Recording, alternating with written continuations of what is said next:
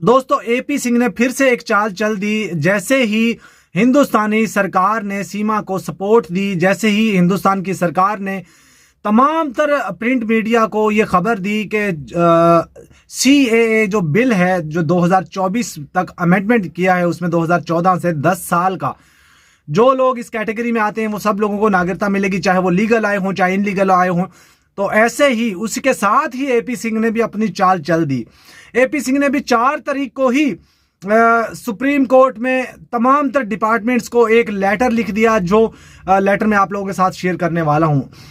अब ये लेटर किसकी तरफ से लिखा गया, देखिए आप लोगों को पता है एपी सिंह सुप्रीम कोर्ट का और हाई कोर्ट का और जितने भी कोर्ट्स हैं उन सब का मेंबर है।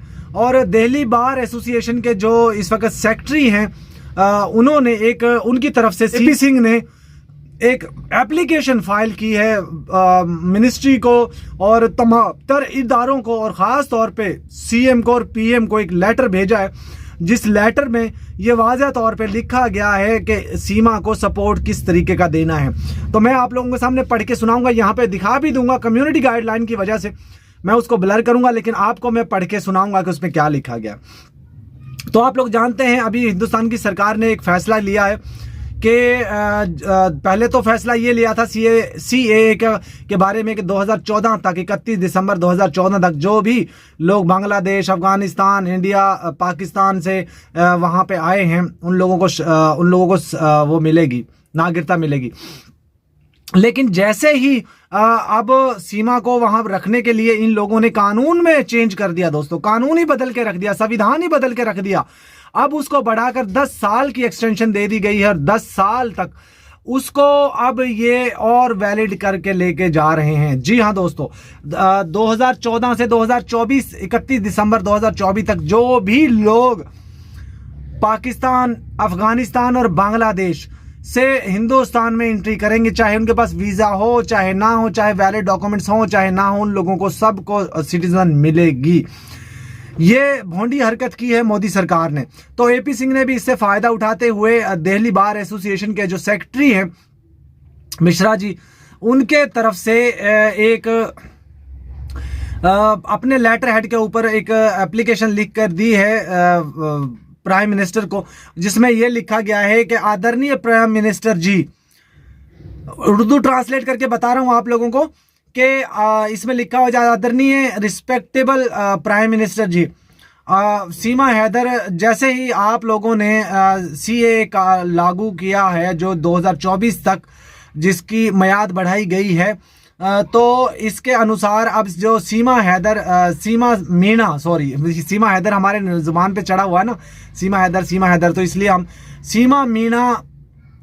सीमा सैचन मीणा, जो कि अब मीणा समाज की बहू है, उसको जल्द से जल्द नागरिकता दी जाए ताकि उसके बच्चों का फ्यूचर अच्छा हो सके।